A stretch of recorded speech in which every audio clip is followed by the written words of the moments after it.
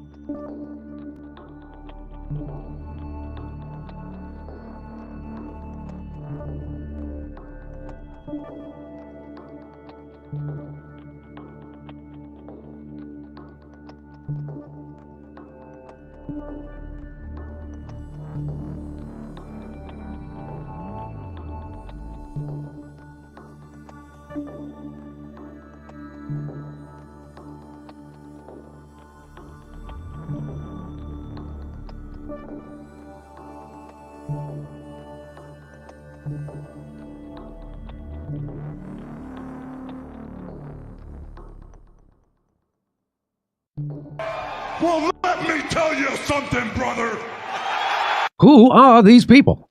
Notice me, senpai. Notice me. Don't be rude.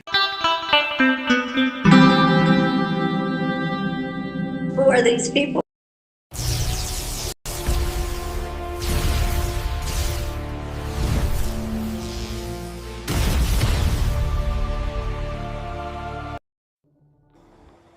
There you go.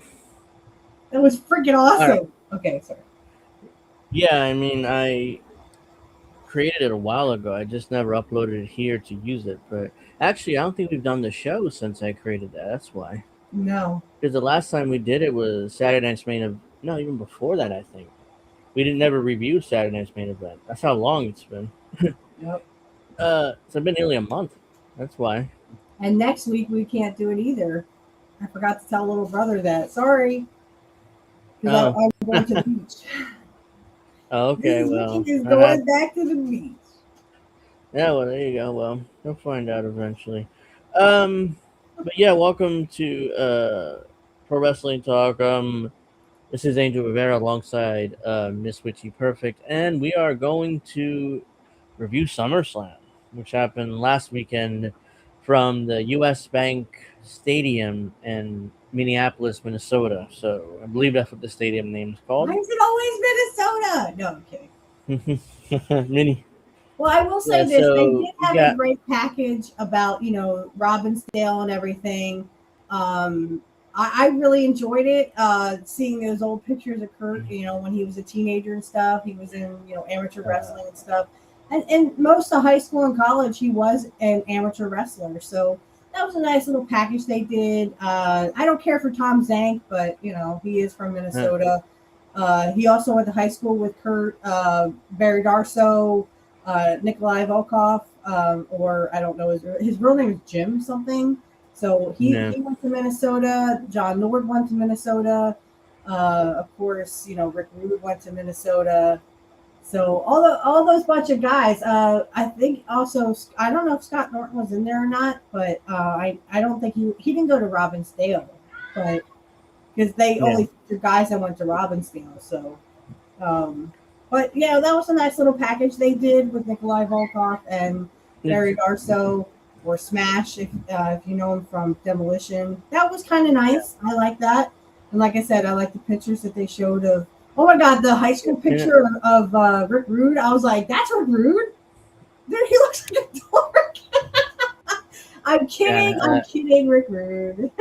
Thanks CBC. Yeah, I mean, I I just made see. that up in Google. What was that AI? Not Gemini, the other one that makes clips. I don't know why I forgot what it's called right now. Oh, I use if you guys want to check out my tarot show, I actually made it like a 10-second video, kind of like that one. That was like what, 7 seconds?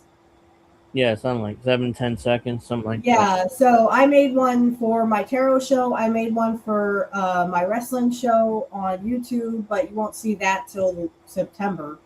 Um, but I made a little 10-second video also for my Yeah, show. So if you want to check out my tarot show, the links in the description field. yeah, it should be there. Okay, Yeah, it's so the there. links are in the description field. Check out my tarot show, my opening. I did change it, and I do have. I just did recording for this coming week, so I made a really If cool you, one for my Wiccan show too. So I got to record for that um, too. yeah. So I would announce the attendance, but WWE never announced the attendance, which is weird when it comes to their stadium shows. But I know why, because they were very unimpressive, and the half the stadium was empty. Very AEW esque from WWE. So there are approximate figures. Night one had anywhere from 35,654 to 36,683. Or at least those are tickets that have been distributed slash sold. Night Mhm. two had approximately 32,293 to 33,086 tickets distributed or sold. So combined attendance 68,000 to 69,769.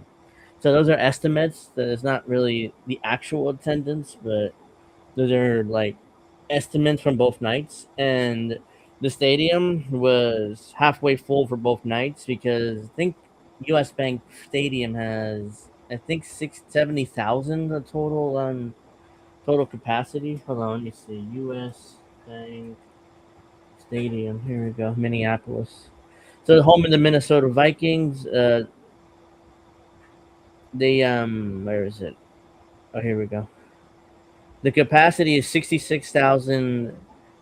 Let's see, 66,860 for football. Yeah, about that. So it did not go well at all for WWE and US Bank Stadium. I Well, mean, they they barely were. filled the. Go Well, ahead. the packages were just outrageous. I mean, it's like a small Yeah, house without the house just to go to SummerSlam.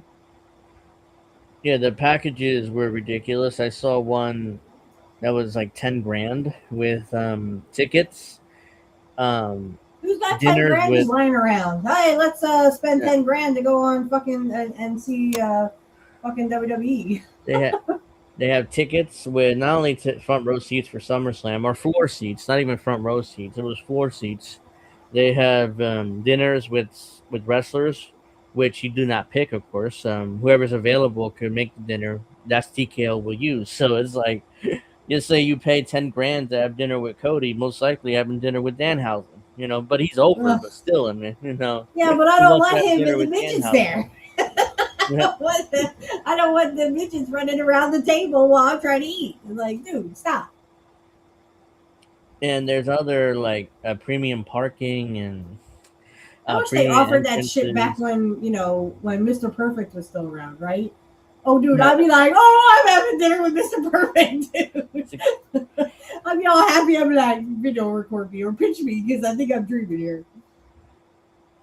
so apparently the WWE never announced the attendance for both nights, if you notice, because usually right before the main event, somebody comes out to announce the attendance. They were not proud of that attendance, which is why they just skipped that part for both nights. So I think we talked about it. Maybe Cena would come out and announce the attendance or something for both nights. None of that happened for either night. So it's like now, I could tell why. I mean, there were pictures on Twitter or X, whatever it's called, about the other side of the stadium, which never filled, which is all empty. And they had like black tarp. So it didn't go well.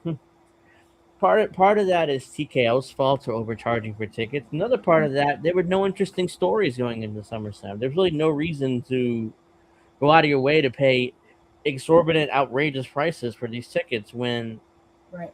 the only thing that might have been interesting was Oba and Brock, but that we will talk about that a little bit later. But that match was way too short and not enough violence to justify the Hell in the Cell. So Yeah, I didn't understand Hell in a Cell. Like, why have it? It was like the cleanest Hell in a Cell I've ever freaking seen in my life. yeah, Why just have a regular match? Well, there's something that I saw earlier today when I was recording my wrestling show. Brock said, Oba slammed me at WrestleMania, and I knew I couldn't take those slams anymore. So you knew that he wasn't going to slam. If he said that, then he wasn't going to slam him on those boards.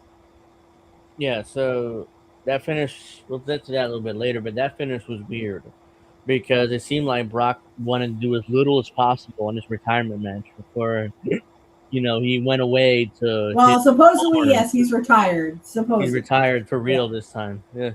supposedly. He wants to go hunting and Be with watch his his kids kids. I play was like, yeah, hockey. good. Be with your kids. Who needs you? Go away, Brock Lesnar. I'm not a big Brock Lesnar fan, as if you guys couldn't tell. The WWE kind of went above and beyond in their goodbyes to Brock. Roman Reigns, did promo. They filmed. They did a nice video package for him. So yeah, apparently he's really retired this time. So we'll see. Hopefully, we don't see him at the Royal Rumble next year, which would be the most obvious place for him to return. But let's see. So yeah, we'll get to Brock a little bit later here, but let's start off simply here. So SummerSlam started off with Triple H's and Stephanie's daughter doing the national anthem. I didn't even know that was his daughter. Yeah, I didn't Their know daughter. until later in the show when I think either you saw it or Dee saw it. Somebody said it and like, oh wow, that was Stephanie and Hunter's daughter. Which, by the way, she's a mediocre singer at best. I mean, I don't know if she's trying to launch a singing career or what, but she better Probably. not do that because it's not good. She's mediocre at best. So she sung either national anthem or America the Beautiful. I forget. It doesn't matter, but I'm It just was saying she. God Bless America. Oh, that's what it was. Yeah, it's one of those songs. So she opened the show with that. Then they had a video package. Was okay. WWE does a great job of video packages, so it was good. Then fireworks, and then the opening match was the women's world title match. Liv Morgan defeated Io Sky by pinfall in 13 minutes and 35 seconds. Honestly, this match felt like it went a lot longer. It was kind of brutal to sit through. Luckily, I was hanging out with you and D because that was like, ugh, that would have been brutal to sit through by myself. Well, and here we go. I need to make a 10-second video of, hey, this is Mrs. Witchy Perfect's Star ratings. So yes, we started off with was it Io Sky and Liv Morgan? Yeah, Liv Yeah. Morgan for the Okay. women's world title. This to me, it really sucked. I don't like either competitor, and the fact that they even got Rodriguez and um, Roxanne Perez in there just made it even worse. I was expecting Danhausen to come down and say you are cursed, and then she'd lose, but they specifically didn't do that, so we all knew she probably was going to win. Yeah. Um, I don't know why they won't put the belt back on Io Sky. I mean, again, Well, it doesn't make any well, sense. if you watch Raw, it was pretty obvious on why they didn't put the belt back on Io. So they're having a 3-woman feud for the title with Becky Lynch and the returning Stephanie McCour. She came back on Raw Monday night. So Okay, so that's there you go. why It's glad to see you step Io. back, but that's Yeah, why that's Io why Sky didn't get Io. Yeah, because ultimately Stephanie was coming back, and for some reason Becky Lynch is involved in this feud too, which I don't know why. I mean, the only thing I could think of is Becky's getting this belt and then playing keep away from Stephanie until WrestleMania. So that's the right. only thing I could think of. They're gonna play keep away from the belt from Stephanie until WrestleMania for whatever reason, even though she was already champion once. So it was not like she'd never been champion. And then if she was never champion, that would probably make sense. But she'd already been champion. The only reason why she dropped it because she got hurt. So if not, she'd be the champion right now. So, Did she get hurt but or did she get pregnant? Did she get no, no, pregnant? no. I think she got hurt or she wanted time off, which doesn't make any sense because I saw people saying she wanted time off right Okay. when she won the women's world title, which makes no sense because why would you want time off right when you get the main belt, main women's title from? So I think she got hurt. That's the real reason why. Because I hope she wasn't dumb enough to take time off right when she got this belt. So let's I see. So give yeah, that my go rating ahead. is I give it 1 star. I'll be generous and give it 1 star. It was, yeah, it was, I don't remember much about the match. It was pretty brutal. So yeah, the next match, which is usually the worst spot for you to wrestle on the card, which is after the opener. The 6-man tag between LA Knight, Solo Sikoa, and Royce Keys versus the Bloodline, Jacob Fatu, Jey Uso, and Jimmy Uso. So Well, and did you guys shocking. see that when the Usos and Jacob Fatu came in, it's like, what are you doing? Stop doing that. It looked like Jacob Fatu was humping the ground. Yeah, it was. Stop doing that. So I was gonna get the entrances were a sponsor spot for a video game that's coming out, Gears of War or something like Years of that. War. Gears of War game.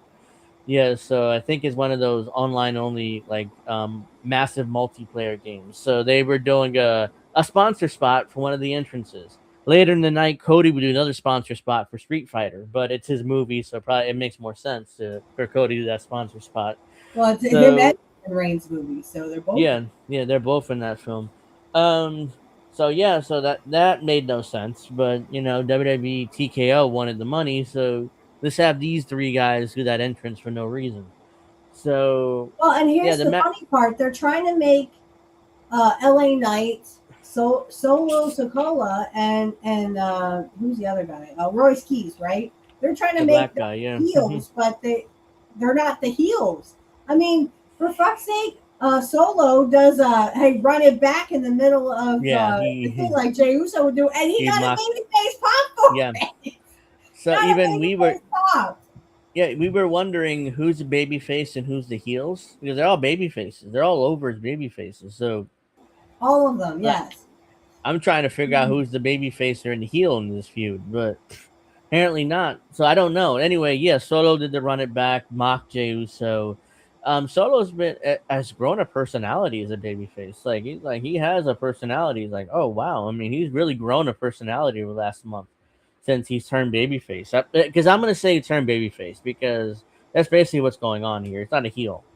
So Right. he's so yeah. Ultimately, I don't remember much about the match either. The only thing I do remember is a finish, which LA Knight hit his that whatever that BLT. finish is called. BLT. Yeah, yeah, yeah. For the 1, 2, 3, and LA Knight won the match, defeating Jey Uso by pinfall. Yeah, So that was a Jey shocker Uso, to me. I think it was shocking yeah, to everybody because we're just like, oh my god, LA Knight won.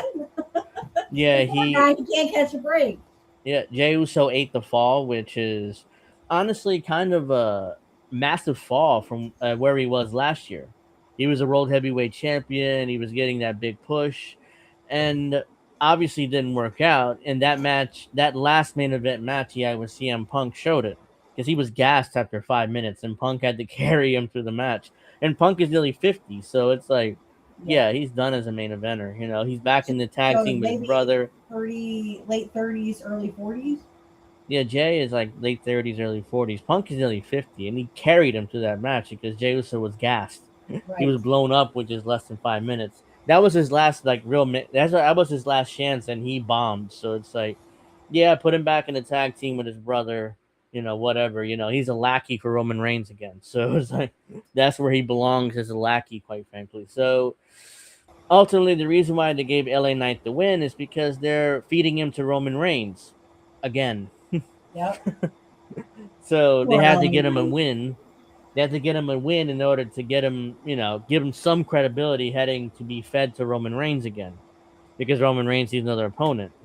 So They it's are really, really just, punishing this guy. I mean, Hunter knows what it was all about. He was punished for the click and their little curtain call thing. I mean, you know how it felt, but then you can't really blame Triple H either. It's probably more TKO than anybody else. yeah, that whole curtain call thing was on Shawn Michaels and Hall and Nash. And Triple H was just there, you know. So ultimately, he got punished because Vince wasn't going to punish Shawn Michaels, and Hall and Nash were leaving anyway. So Right. so they didn't care either. So it fell on Triple H. Um. I mean, So yeah, Triple that H meant knows how it is when apparently if you watch something, LA Knight, I don't think he tried it on purpose, even if he botched it. But I mean, you were going to let Seth Rollins win, but yet you wanted LA Knight to, come out and make himself look better. How is that possible if he was going to lose anyway? yeah, he wasn't going to win the briefcase. So he's I'm not sure when he's getting this title shot, but apparently But he's getting a he ain't title getting shot. one, no, because it's Roman Reigns, and He's not going to win, but he's getting a title shot at some point. and I don't know if I So said this, but I give it 2 stars. yeah, Only because it was LA Knight okay. actually won. I'm usually not a fan of 6-man tags, but this one's okay. You know, it was okay. It was decent. You know, it wasn't like 5 star. It wasn't great, but it was decent. You know, something to wash the bad taste from the opener. Honestly, this match probably should have opened. It would have been the fans would have been more into it and stuff. But Yeah. whatever. The next match had Gunther defeating Nick Aldis by submission in 11 minutes and 40 seconds. This match, surprisingly, I thought was the best match, almost the best match of the night. Nick Yeah, Aldis and still he has something still in the tank. he He still had it got it. in Yeah. yeah Sorry, I accidentally muted myself. yeah. I was The thing like I wanted to say was, yeah, he still got something, but I think this was a retirement thing. I mean, because it was with Gunther and yeah all they this. I think he kind of got that Brock Lesnar vibe where he wanted one more match, and here's your one yeah more match, and now you can just go back and be the GM and blah blah blah, and forget about Gunther or whatever. Because night two, we yeah will find out yeah more that yeah. Gunther actually did So a yeah, Nick double Aldis. shift. Yeah, I was kind of always a fan of Nick Aldis, especially when he won the NWA's world title, and you know he was your heel world champion. You know, and he could wrestle. And you know he could cut a great promo. Unfortunately, the NWA is just a shell. It's like it's a joke at this point after Aldis left. But um, yeah, eventually he retired. He's a year younger than Cody, or 6 months or whatever, and he's retired and the GM of SmackDown. And he wanted one last match, so Triple H gave it to him. You know, he got beat, and then You got immediately in the pre-show or the post-show, I think my mom had it on. Just she was, you know, in the background, and I saw the promo that Triple H basically said, "No, you're not resigning. I'm not accepting your resignation. You're back as general manager of SmackDown."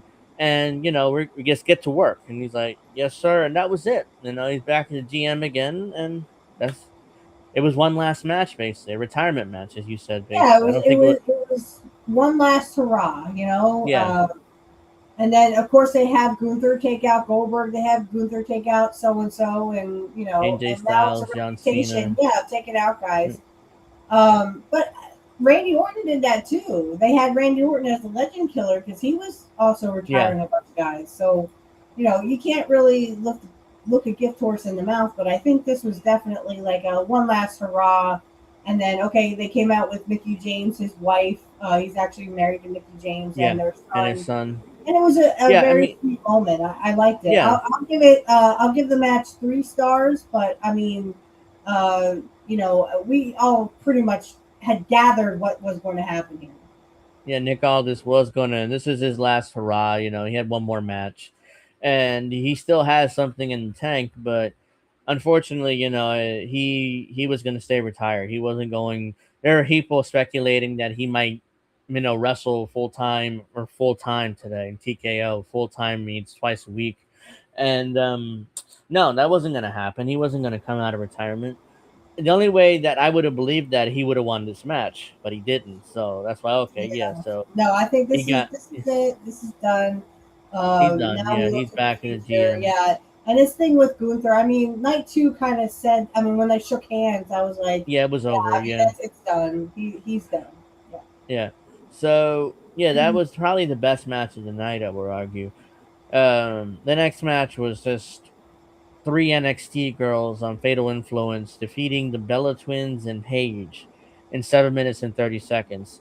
This match shouldn't have gone this long. I mean, they gave it too much time. I thought 7 minutes and 30 seconds is like, ugh. And Yeah. the It's the way the too three long. NXT girl the Go three ahead. NXT girls are green as grass still, and I'm surprised they brought them up. I mean, they're awful, Yeah, and the I Bella give this Twins. negative 1 star Yeah, because it was awful. And then I go, you watch, they're gonna turn on Paige, and what did they we do? all They turned on predicted. Paige at the end. Yeah, we all predicted on our watch party that Bella Twins are going to turn heel on Paige, and that's exactly what happened. Yep. Because so yeah, was what it was. The NXT girls are still green as grass, and they're bringing them up because I guess TKO they're cheaper than paying girls that actually can work. So it's like, or at least are veterans, let's say. Yeah. Um, that's all that I'd say about that match. It was awful. The next match was the WWE title match between CM Punk, the champion, and Cody Rhodes. That Yeah, and match here, got 30 minutes, so it and, was a long match. well, but it was a good match too. But Yeah, as you said, they underhyped it, and I agree completely with you. They totally underhyped this, and the fact that Brock Lesnar and Obafemi went on last, not the champion who is the supposed to be the main eventer. And then you saw this I didn't thing like. clip from, well, I don't know if you saw it, but I saw the clip from Punk saying, "Oh, it doesn't matter. I don't care if I'm not the main event at SummerSlam, blah, blah, blah." No, They see, had, that's why I'm saying these belts, these world championship belts, or the undisputed belt, it's just a consolation prize. It's literally just a participation trophy. Oh, yeah, good. You're in the main event. Oh, you're the champion. Oh, whoop you do. Nobody cares. And I hate to bring this up because I'm not a big Hulk Hogan fan. Hulk yeah. Hogan, Warrior, Savage, when these people were champion in our day, they were in the main event. That was an automatic. You were in the main event. Period. I mean, WrestleMania 4, WrestleMania 5, WrestleMania 6, WrestleMania 7. If you were the Hulk champion, you were the main event. Hulk main evented the first 8 WrestleManias, I think. Um, nine was Brett and Yoko, but Hulk ended up coming in at the end and cashing in his Money in the Bank and winning the belt at the end. So to speak, But and he didn't even win the Money in the Bank. yeah, so he main evented technically the first 9, let's say. So yeah, Yeah, so so I if can't believe that, and I see where Punk is coming from. I'm not going to say anything bad about CM Punk because, okay, fine, he grew on me. Unfortunately or fortunately, Roman Reigns did not. But anyway, CM Punk, I see where you're coming at, but it's still, I mean, if I'm champion, I want to be the fucking main event. I don't want to be second fiddle to someone else. I mean, fuck Brock Lesnar. He's not the champion. He, in fact, supposedly, quote unquote, retired. Imagine in 1986 if Vince would have said, "Yeah, you're not going on last on a pay-per-view, Hogan." This is what he would have said. That doesn't work for me, brother. Right. He would have gotten his main event. Right. He would If have you gotten were his the main champion, you were the main event. You're the top guy. You're the one that everyone came and paid to see. So I don't get this whole bullshit about, oh, well, I don't care if I'm, well, then the belts mean nothing. Then the championship belts, the world championship belt doesn't mean anything, and the fucking undisputed belt doesn't mean anything. It's just a consolation prize or a participation trophy. Well, What we do well, now. and I said it before. If Roman, whatever, the top belt in WWE is whichever one Roman Reigns is holding. Apparently, That's the top belt in the company. Like that's why the WWE Championship is like second fiddle right now because whatever Roman's holding the world title, that's the top belt in the company right now. So until Roman drops that belt, then the WWE Championship will go back to being the main title. But for now, as long as Roman Reigns is having that world title, he's going to be the top champion. I mean, that's So like, no offense, but it's like a slap in the face to everybody who held the belt. In fact, including Bret Hart. If I were Bret Hart, I'd be pissed. I'd be like, what the fuck you mean they can't go on last? They have the fucking belts. mm-hmm. I mean, that, in my opinion, that's just a slap in the face. I give this match 3.5 stars. I did like this match. I thought that I didn't like the one botch, but I think CM Punk didn't really want to hurt Cody Rhodes, so he kind of looked back before he jumped backwards and did the moonsault. Is that what they call that? Yeah, now? that was I forget what it's called, but it's a move It that was a Punk big used botch, to do. though. Yeah, Punk used to do that move 25 years ago when he's in the Indies, but he shouldn't do But that now move he's again. almost 50, or he is 50. Yeah, he and, shouldn't have pulled that move out. It was a terrible botch. I mean, it kind of like, oh, that looked bad. So, I mean, he shouldn't. it was. No, you're right, because he's not like 20 years old anymore. He's Yeah. almost 50, or he is 50. Yeah, he's I almost love 50. Yeah, CM he Punk should. and I love Cody Rhodes, and I think they pulled out a good one. 3.5 stars is pretty good. Yeah, it was solid. It was solid. So the finish was basically Randy Orton, Punk. There's a ref bump, of course, and I think Punk somehow got outside the ring. Cody threw him out, and then Randy Orton showed up, returning from injury. He gave Cody an RKO, and then winked at the camera and left the ring. And then Punk came in, hit his GT or go to sleep, and GTS they used to call it back in the day. And then he hit the pin to 1, 2, 3, and Punk's still the champion. Not surprising there at all. I would think that Punk would keep that belt longer. But I Go think ahead. it should have been clean. He should have been beaten clean. Because you're going to establish Punk as a champion and an undisputed champion. Yeah. I'm not saying that Punk could get away with that. I would rather have seen him beat Cody clean. But this is fine too. I just don't like Randy Orton. But I think now, as you said, it's going to be Randy Orton versus Cody. Then when that fizzles out, trust me, it will go. But I saw something on X. It's like, dude, Cody, just turn heel. Just turn heel already. I was like, I don't think that's going to happen. There's still a lot of cheering. They still sing Cody's song, so I don't think that's an internet wrestling the IWC thing.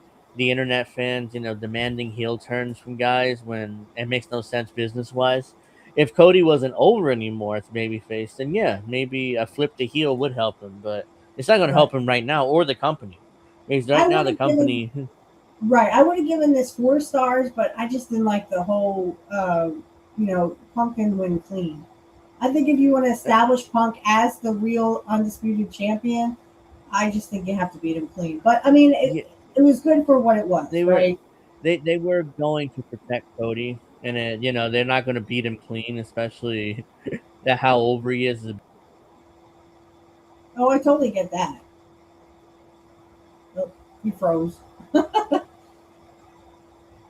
Yeah, he froze.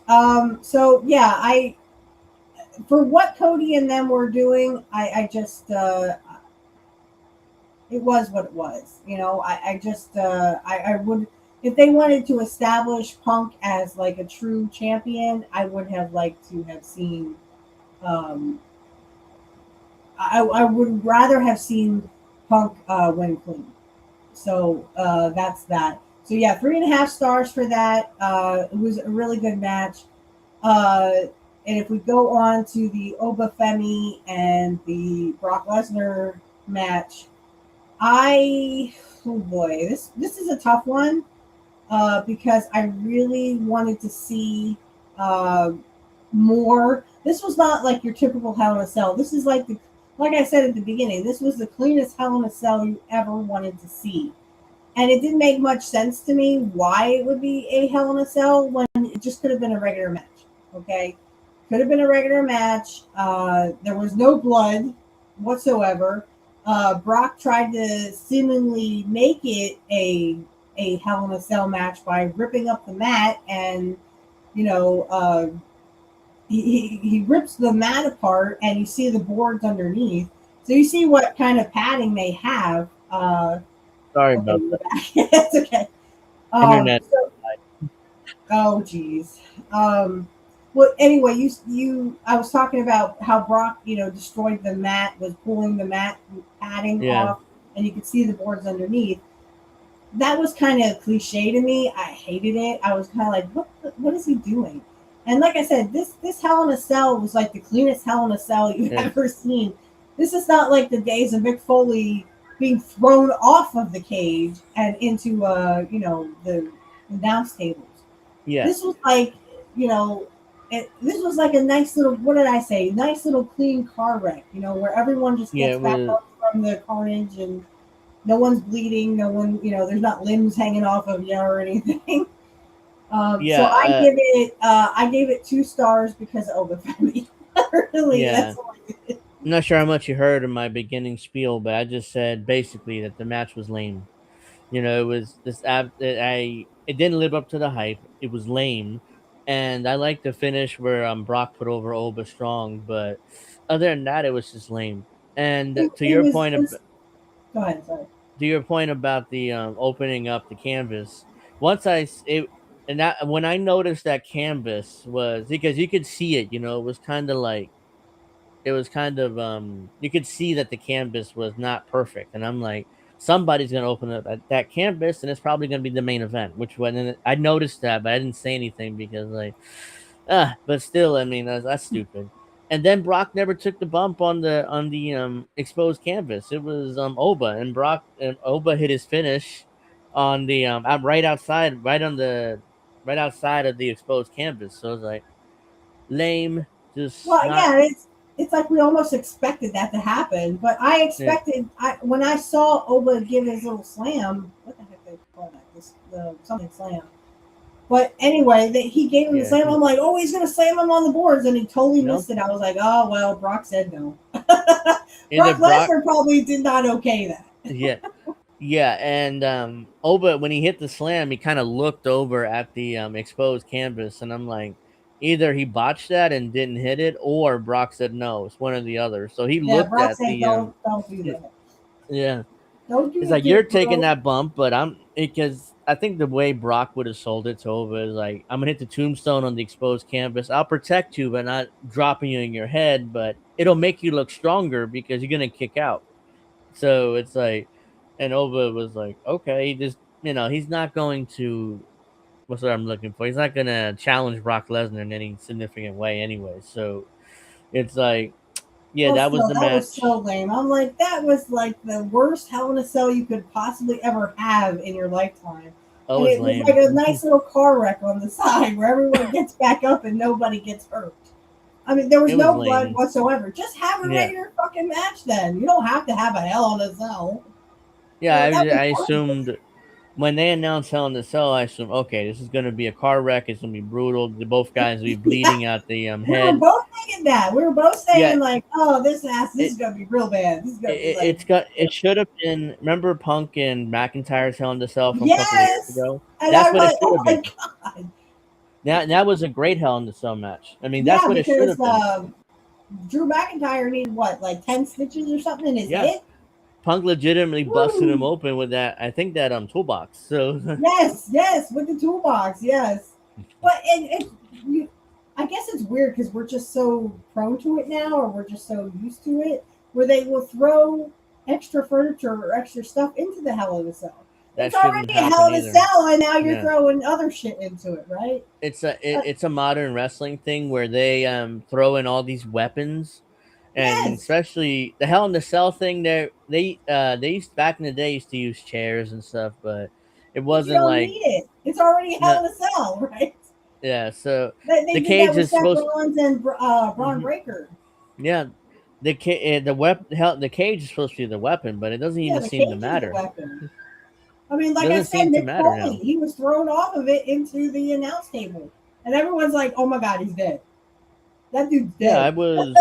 Well, Right? it was 98. I was like 12 years Yeah, old I when think it that was happened, 98. and yeah, and I'm like, yeah. I mean, I just witnessed a guy die on pay per view. Like, what? They're out of Right? their minds. It's like, luckily, he was alive, but he was barely moving. But it's like, what the hell are they out of their minds? I'm pretty sure it was Mick. I thought because Undertaker wouldn't do that on his own. I don't think he would suggest it. No, that was So all Mick Foley. Yeah. yeah, Hey, throw me off the cage. It's going to be great.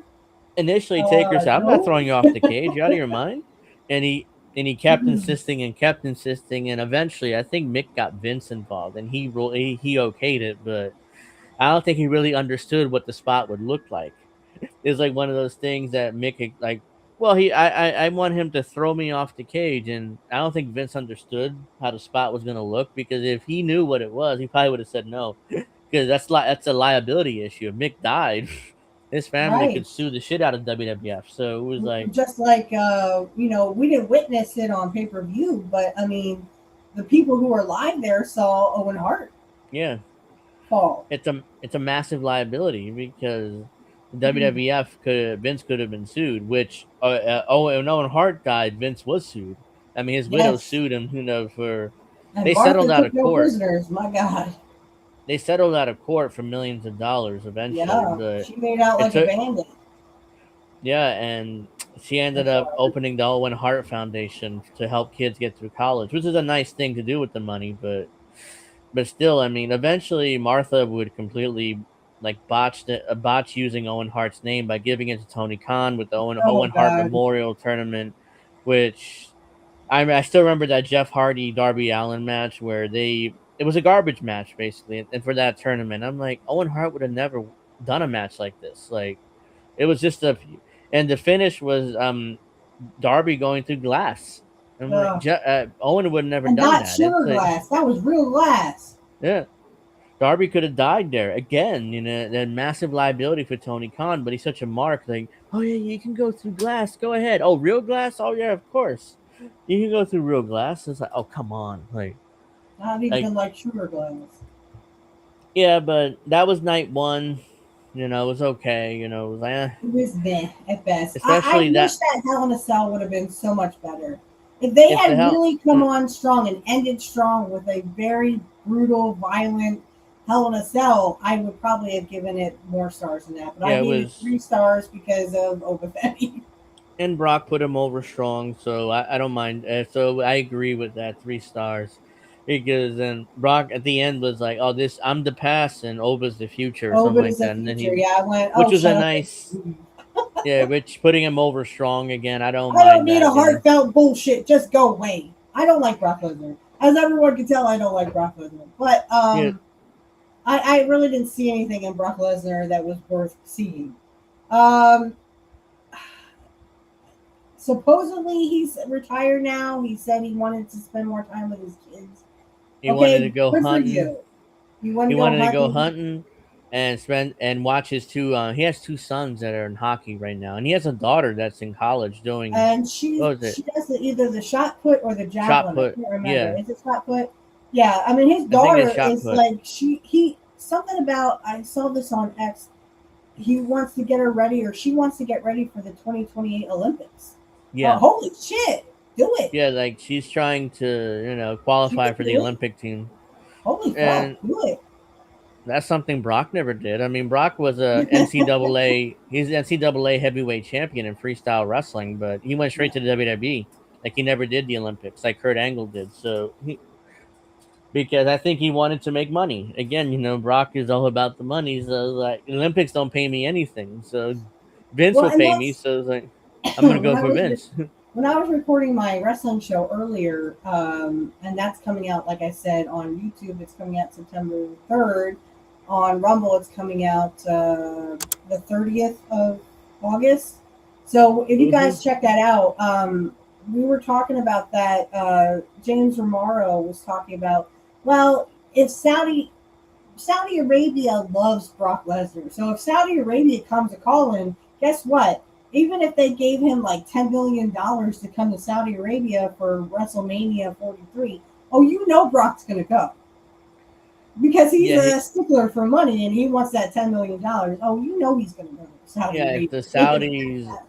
If the Saudis throw money at him, like they only can. And I think Brock is going to come out of retirement. I don't know who he's going to put over because I don't think he's winning the match, but he's going to do something at Mania, do a match, even if it's 5 minutes. Like it doesn't matter. He's going to do something for that type of money. Um, so night 2 happened the next night.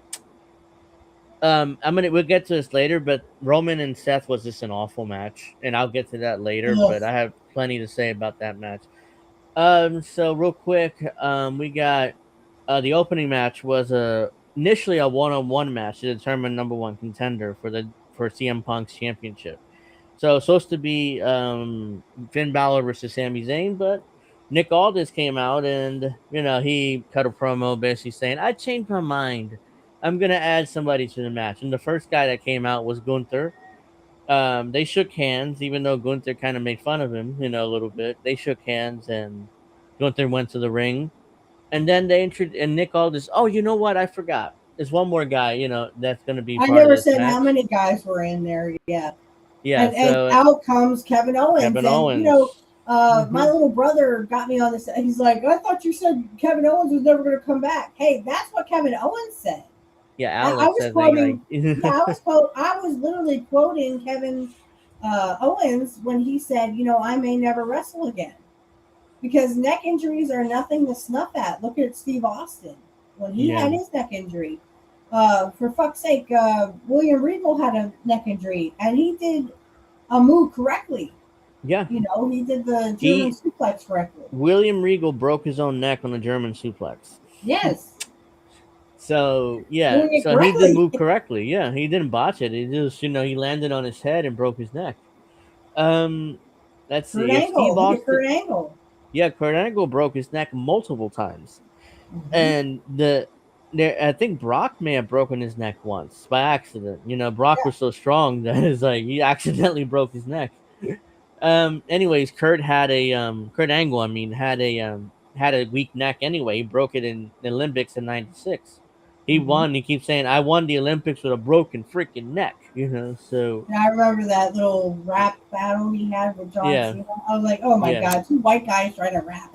What yeah. the fuck? So yeah, broken necks are nothing to play at. That's Yeah, they're career nothing ending. to snuff at. That's possibly paralyzed. You can become Yeah, paralyzed. you literally can become paralyzed. Yes. What happened to Draws? Draws broke his neck, or D'Lo.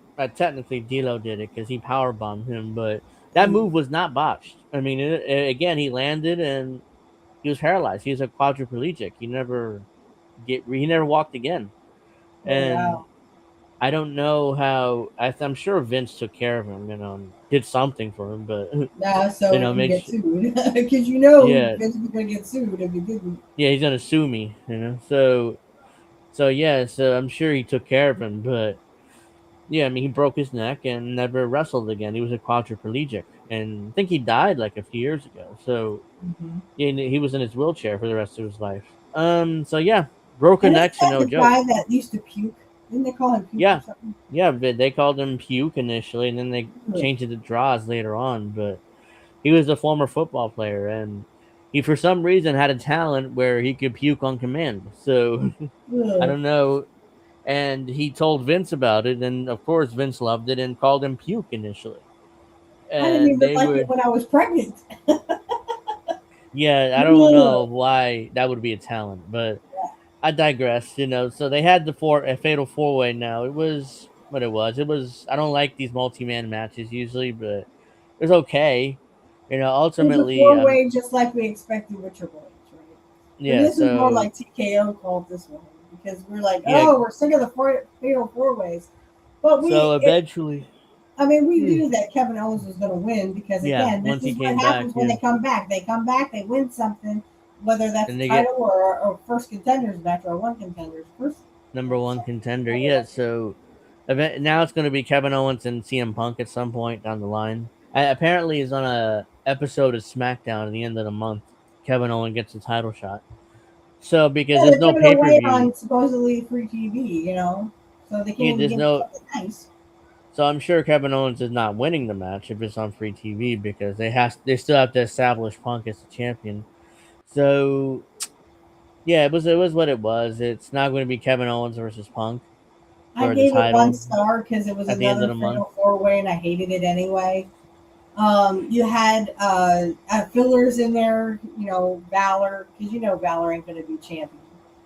No, So they had another filler in there, Sami Zayn. Again, he was a transitional champion yeah, he's not. I don't because they think were he'll in ever. Saudi and they had to make Saudi feel good about themselves. Yeah, so he's never. He's probably not ever going to touch that belt again.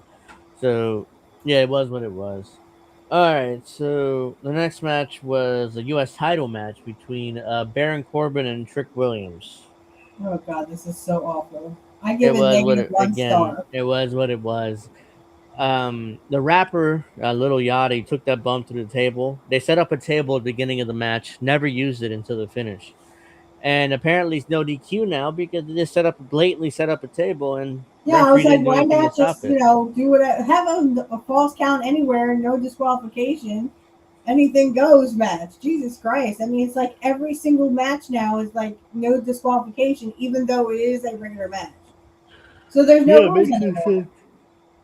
Yeah, so the rapper Little Yachty went to the table. Baron Corbin hit his finish and pinned Trick Williams to become the U.S. champ. So Baron Corbin is just there. They fired him once and they brought him back and to do what? To win the US title? Like Yeah, what I are they mean gonna do with that's him pretty after much that? it. He Hmm. and that's what I'm saying. Like if you get fired or have an injury and you go away for like 5-10 years or even less than that, like a couple of years, you come back and they give you a fucking belt. Thank you for participating. I mean, all these Yeah. belts literally are just participation trophies. They're, Yeah, they that was are not shells of themselves. I mean, if you get a championship now, it's like, whatever. The audience just farts at it, as Jim Cornette would say. the US title is just a meaningless mid card belt. It's Mm-hmm. not even doesn't even mean anything really anymore. Like imagine like because the U.S. title has his lineage back to NWA WCW. So you had guys like Steve Austin holding this belt at one point. You Bret go back Hart, further, Dusty Ortiz Rhodes, Ric had it. Flair, Ric Flair, Magnum TA held it. So Mm-hmm. you had plenty of guys, plenty of legitimate stars holding this belt throughout this history, and now Baron Corbin is the U.S. champion. So Yeah, it's like, now it's literally just a participation trophy.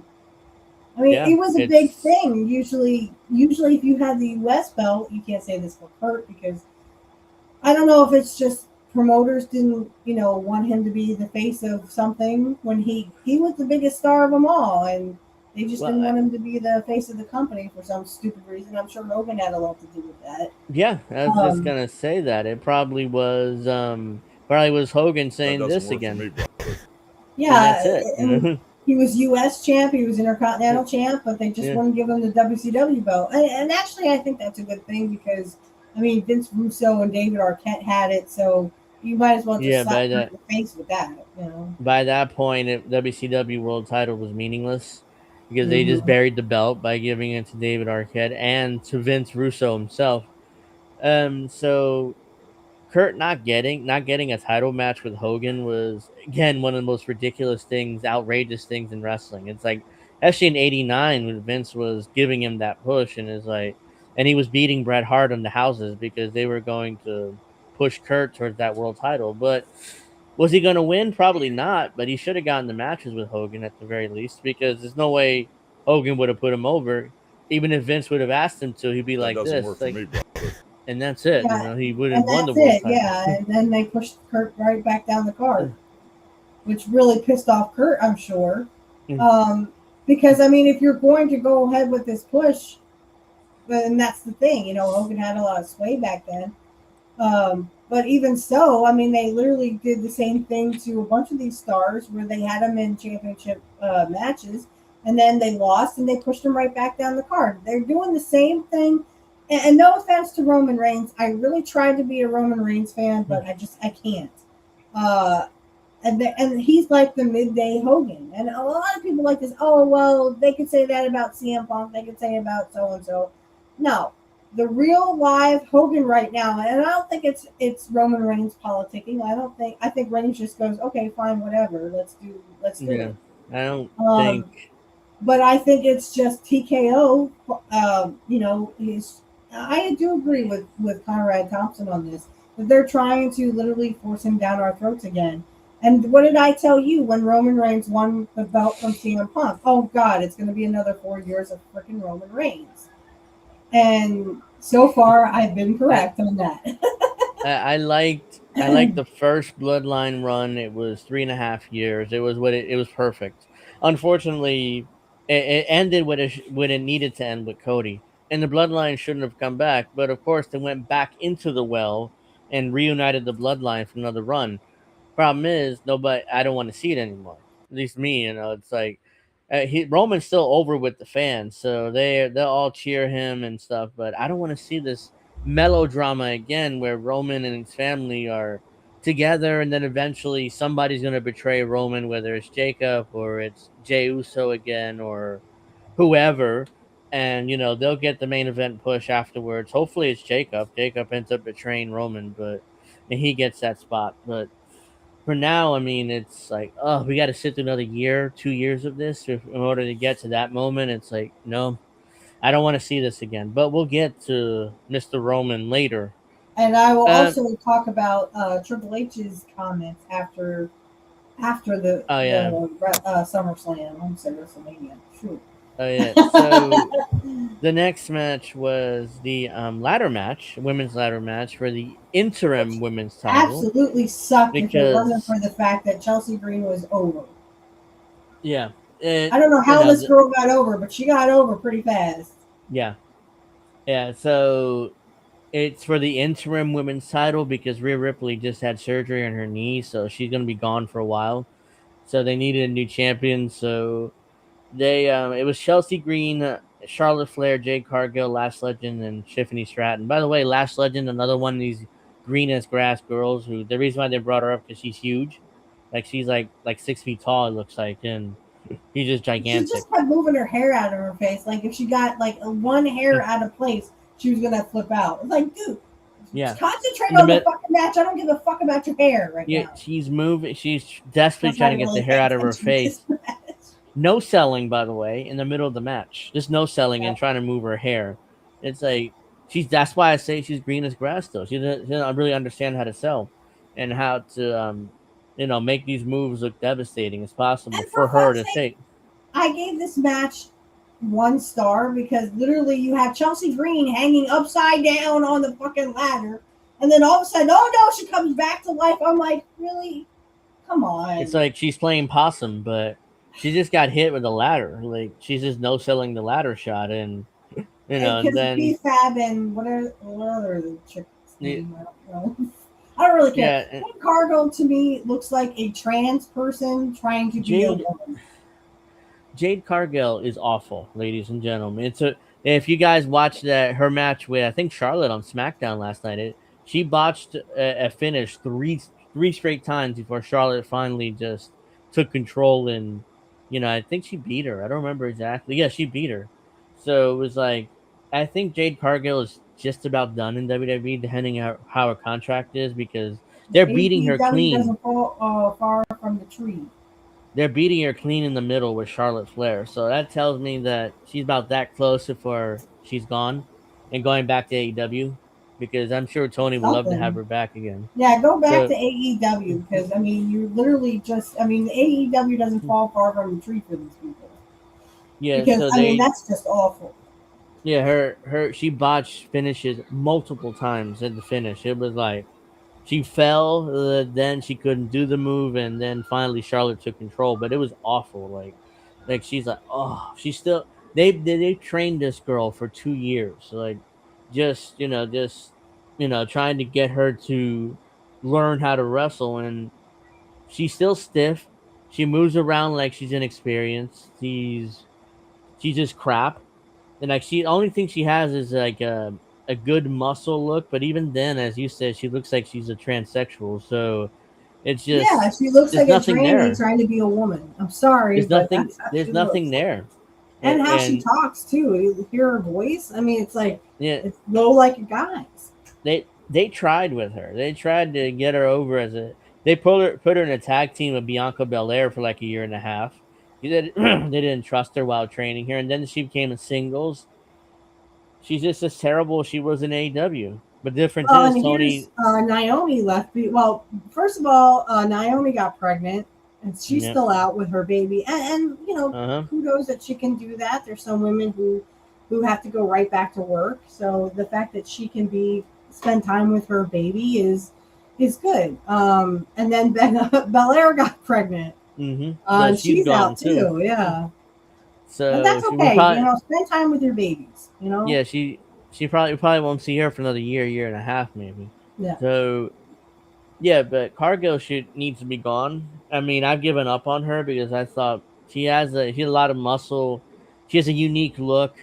Maybe if she is able to wrestle decently, she can get over. But she's terrible still. She's not really over with the audience. It's more like they really don't react when she comes to the ring. So she needs to be pushed out the door soon. So we'll see what her contract looks like. Maybe she's about to expire.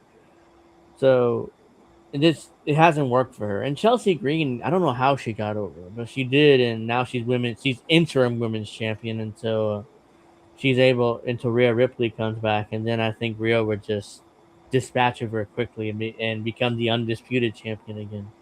Yeah, it So doesn't make any sense to me, like why they even had this match. You know, just strip Rhea, and I mean, not that's not what you want to do, but I mean, you got to do something because if a guy or a person was hurt, you know, they had no problem stripping a guy of the title.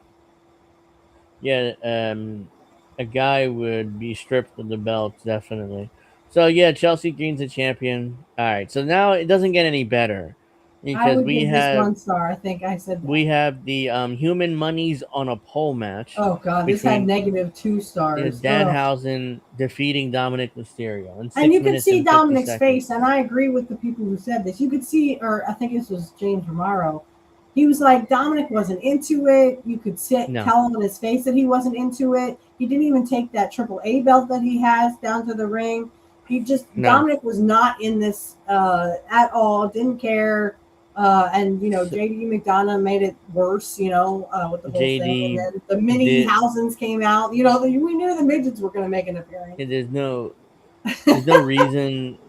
There's no reason to beat. Look, here's the thing, and there's drama allegedly between Undertaker and Triple H over the use of Dominic, because Undertaker has him in AAA as his top heel champion, Mhm. and he's with almost Omos, whatever he called him, and Almost. the other guy, yeah, the other manager they have down there. So he's being treated as a serious top heel, and Grande Americano's a top babyface, and they're gonna have that big match eventually. Meanwhile, on Raw, Dominic is just a job guy. Like he's the Triple H is beating him like a drum every week. I mean, Mhm. he's only won 3 matches since he beat Cena for the Intercontinental at Survivor Series last year. He's won three Right. matches. Well, then He he lost won that belt to Penta, right? Yeah, immediately like a month later he lost it to Penta, and then Triple H has been beating him like a drum ever since. I'm like, but there's two different Dominics. The one in Triple A is a serious heel world champion, and the one on Raw is just It's a just a joke. fluky, you know. Yeah, Yeah, just like a he's a joke. flunky basically, getting beat like a drum every week. So it's like Undertaker allegedly had a big fight with Triple H on a Zoom meeting over Dominic's use. I don't know how true that is. I don't think so. That's what allegedly I saw on Twitter that happened. I also heard, and I saw this on James Romaro's show. The Undertaker's he doesn't want to do his podcast anymore. He would No. rather just book and do other stuff. So when that contract comes up, I don't think Undertaker's going to have No. much of a podcast. Yeah, I think that was more, and I agree with James Romaro on this, that was more like just to get his wife over, Michelle McCool. Yeah. That was just to get his wife over. Yeah, and she'll probably do it, and then it'll fall and it'll fail. Maybe she'll try to continue it without her husband, but at this point, she's not that charismatic, and whenever she does talk, it's like she ruins the flow of the conversation between Undertaker and his guests. So it's like, Right. I think Undertaker is sick of his wife, doing the podcast. So it's like, yeah, I'm done after this contract is up. So I'm booking AAA anyways, and that's keeping me extremely busy. Right. So it's like, he doesn't really have time to do the podcast. So yeah, there was allegedly a fight between Triple H and Undertaker over Dominic, and quite frankly, Triple H is beating him like a drum, and in AAA he's like the serious world champion, and it's just weird. It's like either he's a flunky that gets beat every week, or he's a big world champion that doesn't get beat. Like, which one is it? Like in Mexico, he gets superpowers and doesn't get beat, but here in the U.S., he gets beat like a drum. So it's like. He doesn't have the Intercontinental belt anymore. Yeah, he lost the Intercontinental. He lost. We'll get to that match in a moment. He lost. He barely has a AAA belt, and WWE never mentions it on TV. It's like sometimes he doesn't carry the belt, other times he does. It's like it doesn't make any sense. It just doesn't. So yeah, Dominic lost another gimmick match. He looks like a clown. He looks like a flunky. He looks ridiculous. Yeah. And he obviously wasn't into the match. He just had, going through the motions here. I gotta put over this, I don't know, clown. I don't know what. He's very nice, very evil. Clown, yeah. Like he's very nice, very evil. I don't know what. He's CM Punk's friend, so he gets a favor job, and he hasn't lost yet. So it's like, yeah, if you think about it. And that, and of course we knew the midgets were going to come out. I said, "Where's the midgets? They'll make an appearance." I was right again, of course. And then they kind of made a joke with JD McDonough. Hey, McDonough actually got to fight someone who was smaller than him. Yeah. I'm like, oh boy, that was a low blow. Yeah, so that was, they're. Like the Judgment Day is still around, but they just buried both Dominic and JD, the two males in the group. So it's like it doesn't make any sense. It seems like the women are leading the group, and Dominic and JD are kind of flunkies, even though Dominic's a big world champion down in Mexico. So that's another thing that doesn't make any sense. But I mean, just break up the Judgment Day, but then where would Roxanne Perez? I guess her and Rochelle will be together, and Liv Morgan will be scorned, I guess. I don't know. Yeah, I mean, Liv Morgan is going to be figured in because she's not over, honestly. I don't think she's really over. It's more like the Office thinks she's over, and they keep giving her the world title. And they gave her that music video, which was god-awful. I mean, the girl can't sing at all, but they gave her that music video, which was obviously auto-tuned, and at WrestleMania, she kind of mouthed it. She was lip-synced it. Yeah, she really didn't sing it either. So you can tell just that awful song that she came out with too. So, I mean, the girl isn't really that talented. It's more like she just happens to look good, and she's attractive to men. And on top of that, she's, she has that laugh, which is god-awful too. So she's not married, is she? Is she seeing no, I think she's seeing some dude. I don't know. I don't care, but okay. I think I she's thought there was something someone. about like someone was stalking her or something. Showed up at her house, even. I wouldn't be surprised. Was it a cop? I mean, I don't know anything about it. She had a stalker, but maybe she did, because she's I thought I saw something about that, and I was watching Kit's show. Please check out Heartlands Media. I was watching Kit's show, and they were talking about how cops are using these flock cameras to, stalk women. And I'm like, Okay, and guess who they're going to blame? They're going to blame the women. They're not going to blame the cops because the cops do no wrong, Yeah. right? So anyway, back to Liv Morgan. I thought I saw somewhere that she had some kind of stalker show up at her house or something. That would creep me the fuck out. That's why I don't put my name out. If I absolutely don't have to, I will not give you my name because my full name or anything, because literally I don't want nobody showing up at my house, at my door. Yeah, Liv. I think it's Liv or some other woman lives in like a gated community because she had a stalker in WWE too. So yeah, so it's just it's scary. If you're a woman in WWE, you have some creepy fans, who are very creepy and crazy and think you guys are in a relationship, and then you show up to your house. Like it's just very It's like, dude, you gotta talk them down from that ladder. It's like, Yeah. dude, we're not together, okay? I don't know what you have in your head, but we are not together. I'm dating someone else, right? yeah. And I like to think that my fans, our fans, and my fans are not that stalkish and creepy-ish. So Yeah, let's they hope that are- that's I don't need nobody showing up at my door. Hi, Mrs. Yeah, Witchy it Perfect. sounds- Oh my God, get away from me. Yeah. All right, so the next match was the Intercontinental title between Chad Gable and Penta. This match was, it was again okay. It was Chad But Gable. Penta botched some stuff. I was so disappointed Yeah. because I Yeah. wanted Chad. First of all, I didn't want Chad Gable to get. I don't like Chad Gable, but I didn't want him to get hurt or injured because he was doing this in front of his family, in front of his friends. Mhm. So everybody who was anybody knew that Chad Gable was going to get this belt, right?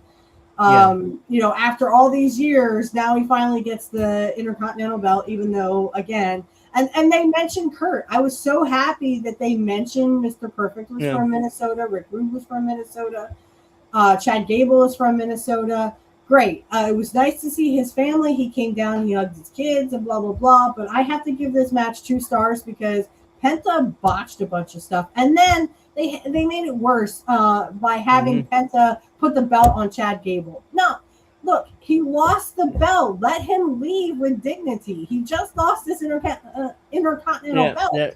That putting the belt on him was very Hogan-ish at WrestleMania 6 when he hung around forever. Have Warrior and Hogan here. Yeah, he hung around forever and then finally put the belt on Warrior and hugged him. And it's like, just leave. Like, this is not your moment. This is Warrior's moment. So and in a sense, this is Chad Gable's moment. Yeah. And then, of course, we had the wife go in and the kids go in the ring. Okay, it's like, okay, I don't want to see your wife. I don't want to see your kids. Okay, you won the belt. I'm so happy for you. You're from Minnesota. Great. But you don't need to bring your wife and kids into this. Then after, I think his parents were also in the ring. Then after his parents got in the ring, for some reason, there's this mascot that come from the root beer. The mug root beer or whatever. Mug root beer. Then Chad Gable had 0 sugar, so. Yeah, so Chad Gable had to do the sponsor spot right in the middle of his big title win. So he grabbed the mug and kind of did like Steve Austin. He did this and drank it a little bit, then walked away. But he had to do a sponsor spot in his big not world title, but Intercontinental title moment, which was his first singles belt in 10 years in WWE. So it's like, and again, it's a consolation prize. It's a participation trophy, really. Yeah, it's brutal. It's like this guy finally has his moment. They give him, and then you make him do a sponsor spot, essentially, right in the middle of his big celebration. Like, who thought that was a good idea? I mean, it's like, I understand probably TKO sold this ad, and it's like, you have to do this ad. We don't want to do this. This was all TKO. This had TKO all over it because, I mean, the fact that he had to actually look like Steve Austin. He's not Steve Austin, guys. This is not Steve Austin in the middle of a ring, trying to sell some kind of beer logo or something. This was mug root beer. Root beer is not real beer. It's root beer, right? It has its own taste, and I never liked root beer. So, but my dad, he loves root beer, so he drinks the mug no sugar, 0 sugar, because he's diabetic. Yeah, it's a 0 sugar one. Mm-hmm. And that's fine that they have that spot, but do it with someone else. Do it not with Chad Gable, who again, he's only over because he's in Minnesota. He's from Minnesota. It would be like Mr. Perfect going back to Minnesota and like, oh, well, I'm a big babyface here. Yes, of course you are, because you're from Minnesota, you know? Same thing with Rick Rude and Scott Norton and all those guys, you know? I understand. This was his big moment, and it just seemed like they just bastardized it. Yeah, they completely botched it with the whole ad thing in the middle, right in the middle of the celebration. So, yeah, that was awful. The match itself was okay. I mean, Chad Gable is a good worker, you know. He's able to get a good match out of nearly anyone, unless it's Penta just botching this whole thing. So when he did when Penta did the destroyer, Mexican destroyer on the apron, I went, oh my God, he's gonna break his neck again. That's exactly what I think I said to you. I was like, oh my God, he's gonna break his neck again. Because this is the guy who literally could have broken Chad Gable's neck before. And I think he did get injured because Penta actually did a botched move and put Chad Gable on his head. yeah. So yeah, that was awful. That especially that ad thing, you know, that ad spot in the middle of that. So that was awful. And I think that we're gonna go into the main event now. Nothing else happened in between. It's a bunch of commercials and more ad spots. It's like 10 minutes of commercial, and the rest is just, you know, it's like, oh, that pesky wrestling has to be in the middle of it. That's what I get the feeling sometimes, you know, all the time. But it's like, oh no, that pesky wrestling has to be in the middle of it now, you know. So, but yeah, the commercials and they keep doing commercials for Vintage, and I'm just like, you do know that Vintage reportedly had, I don't know if anybody knows this, but spoiler alert, they've been selling kids on the black market. Yeah. Like, Snow and DIB did a whole segment on this, and I want to do what we were not on last night because none of us had power. I like literally came home from work. The power was like blinking at my work, and all of a sudden I come home and like no power whatsoever. I'm like, damn it! Too bad I can't do the show from work. Yeah, I lost. I don't think power a bunch of my customers would want to hear "suck a dick, you motherfuckers." Yeah, I don't. I lost power too, so I couldn't do it either. So yeah, we sent the storm right from Pennsylvania to New Jersey. It was like, you know, we just kind of blew it that way. No, so otherwise I would have done that segment about Vintage, but they kept doing those Vintage commercials. I'm like, will you stop it? You guys are not helping your case that you literally hang around with a bunch of pedophiles. Stop it. Yeah, we can probably do that next week or next Friday. Yeah, I think we should definitely talk, especially because every other commercial was that Vintage commercial. Yeah, where you can sell stuff, and again, Snow and DIB did this segment on Vintage where they literally were selling kids on the black market, and they didn't get rid of the advertisements. The people who were literally exposing those people, those were the ones who were kicked off this site. And oh my God, I was like, you got to be flipping kidding me. So yeah, we'll definitely do that next week, hopefully. So Friday I can do it. It's Saturday I can't do anything. Yeah, that's fine. Yeah, the main event was the world title match between Roman Reigns and Seth Rollins in 33 minutes. But this match was brutal. I mean, it was not good. Took fucking 18 minutes. Jesus Roman's Christ. Entrance took forever too. No, I didn't hear it. It wasn't Jim Cornette. I was thinking Jim Cornette did this, but no. It was literally, or was it Jim Cornette? Anyway, someone was saying how the entrances were just so long. I think it was James Romero. Like literally, it was like 16 minutes for Seth Rollins and 18 minutes for. It seemed like 18 minutes. Yeah, it took forever for Roman Reigns and stuff. And I get it that they interact with the fans, and the fans will sing their songs and stuff, and point their fingers or whatever for Roman Reigns. But this was just brutal. Just get in the god dang ring. Just wrestle. That's all I wanted to do. And then this was like I kept telling you, I was just like, just make it a no DQ match because there are no moves anyway. The match was brutal. At the beginning of it, they milked it. It took forever before they finally started actually wrestling. And then just kept talking to each other, like trash talking to each other. It's like, shut up, just wrestle. And then right after that, I think they went outside. And these two spent 4 or 5 minutes on the outside of the ring just walking around the audience like it's AEW. Yeah. Like burying the referee. The referee doesn't do anything, just stands there, making him look like a total bitch because he has no authority. Walking around the outside in the audience for like 5 minutes.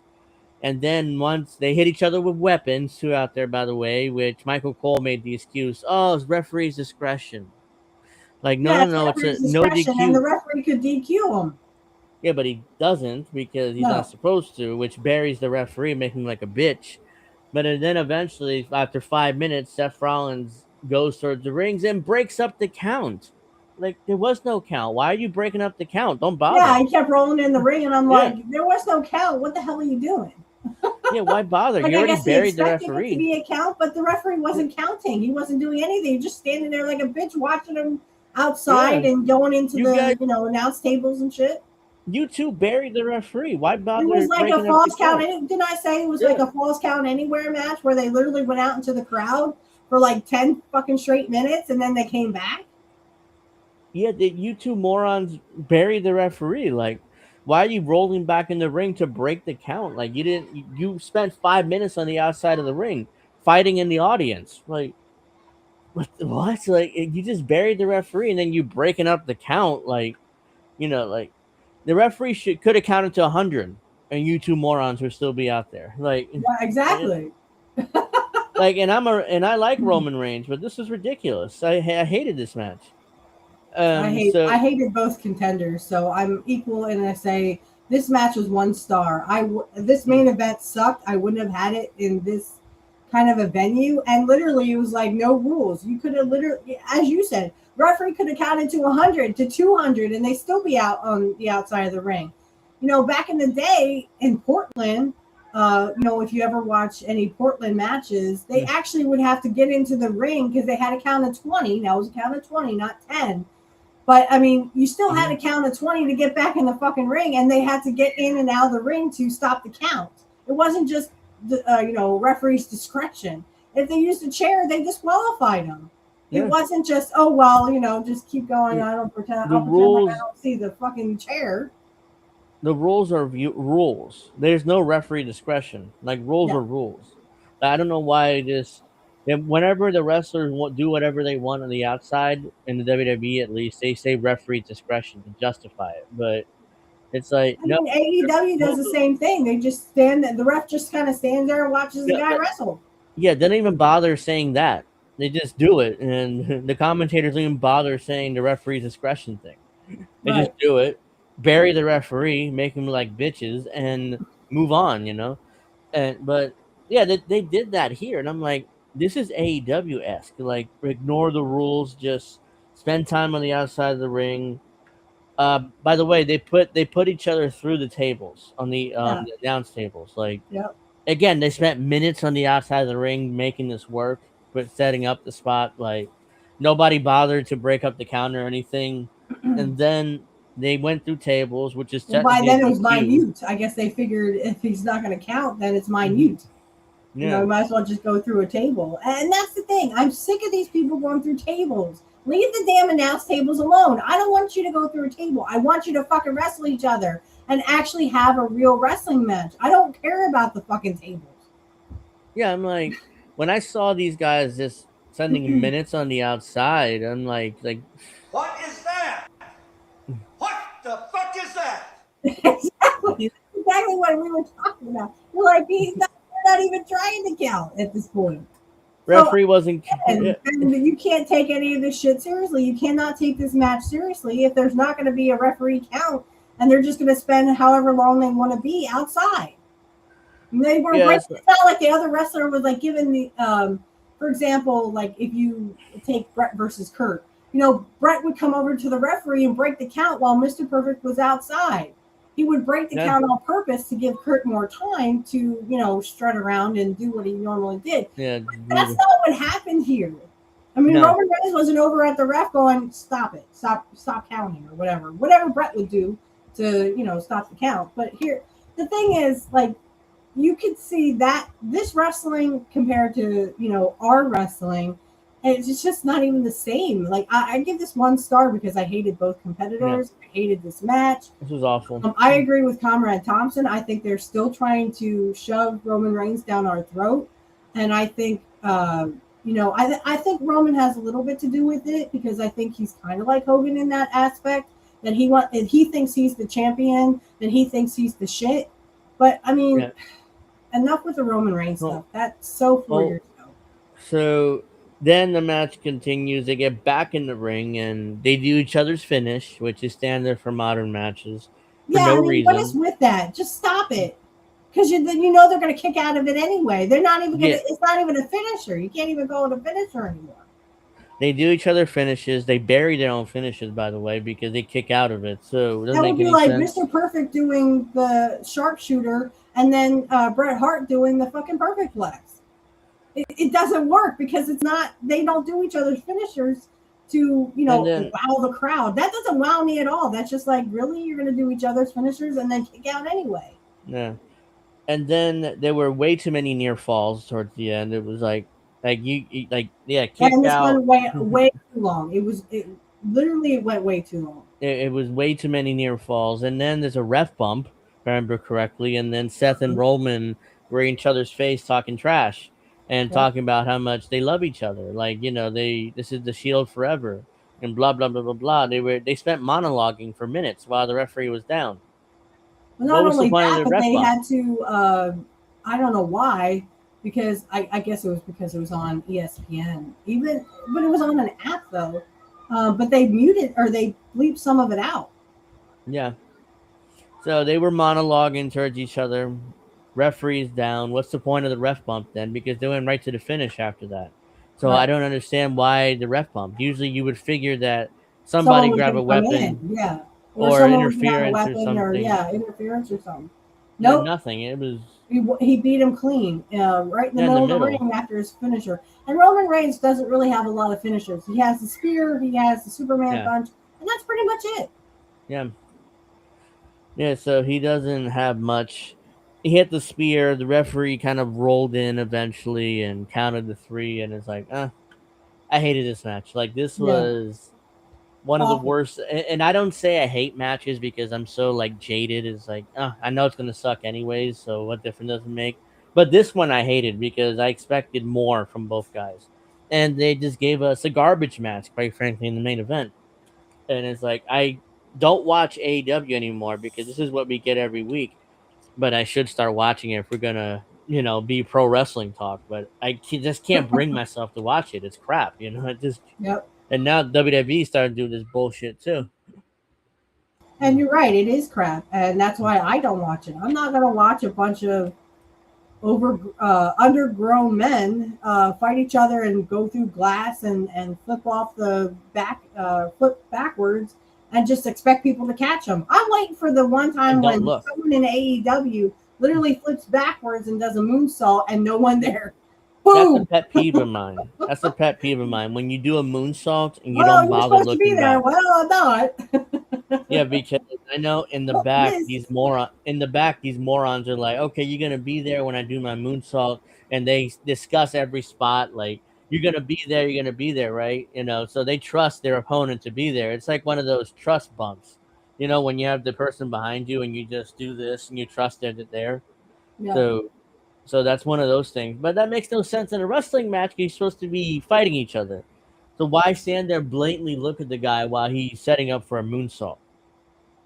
And AEW had this one incident where a guy tried to do a moonsault to the outside, struggled to do it for a minute, and these two fucking morons are staring at him the whole time. Instead of getting in the ring and, because they just buried him. Because they spent a minute just staring at this guy desperately trying to set up for this moonsault.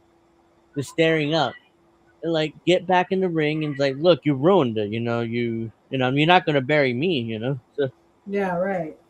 I mean, I'm waiting for the day when they actually are not there, and boom, oh well, the guy's dead.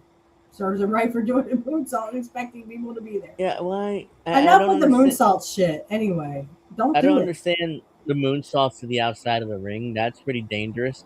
That's how Charlotte hurt her knee, by the way. Doing a moonsault to the outside, and her knee buckled when she landed. So it's like, Like, why do a moonsault to the outside? Doesn't make any sense. Do it in the Right. ring. Even if your opponent can catch you, guess what? You can still botch it, and you can still Yeah, screw up your body. yeah. Charlotte. That's how Charlotte hurt her knee. She's out for over a year because landing on the outside, buckled her knee. And the girl catched her. It wasn't like she didn't, but even her knee buckled even then. So that was SummerSlam 2026. It It was was awful. okay. It was I thought okay it was awful. overall. Yeah, I thought it was pretty It awful, wasn't like especially for a new 2-night special. And yeah, it was cool that they had it from Minnesota. And again, I can't stress enough that it's all sports entertainment. They held it in the very you know Minnesota Vikings arena. So to me, it seems all fake. And I look at yeah sports like that. I was telling Alex this earlier. I look yeah at all sports like it's just sports entertainment. Literally, the Pittsburgh are just losing, just like LA Knight. It's nice that they win once in a while, but like LA Knight, you expect them to lose, right? yeah So I'm sorry, I can't get. And SummerSlam should not be 2 nights. In my no. opinion, it should not be 2 nights. This There is not WrestleMania. This is not what we paid to see, and I wouldn't go see it. Yeah, so now TKO is pushing for 2-night Royal Rumble and a Yeah. 2-night Money in the Bank as well. Ugh. This year is not going to be 2-night Money in the Bank, but eventually it'll probably end up being 2 nights again. So they're really pushing for this 2-night thing, but the problem is it's already backfiring. Like for SummerSlam, they only drew like 30,000 for both nights. So the high ticket prices, you're overexposing your product, so And people are really tired bad of it. cards. There's a bunch of there's a bunch of filler matches with job guys. It's just a combination of things which are not going to help the WWE eventually. It's just going to hurt the company in the long term because you don't have enough talent to justify 2 nights. You don't have enough talent that are over to justify the 2 nights. Let's say because very Right. These few. cards are absolutely horrendous. I can't stand them. By the way, there was no tag team title match on this show either. So, like, where the tag titles, they just disappeared. I guess. Right, and I agree with other people. They're saying, where's Braun Breaker's push? Yeah, They pushed him right back down the fucking card. He was supposed to be in title matches, and they pushed him right back down. yeah. I think he had the confrontation with Roman Reigns at one point because And he that went went, nowhere because it's and that Roman went Reigns nowhere. Yeah, trying to push Roman Reigns right back down our throats again. And it's like, yeah. okay, enough is enough. I've had enough of Roman Reigns. Roman Reigns is in his 40s.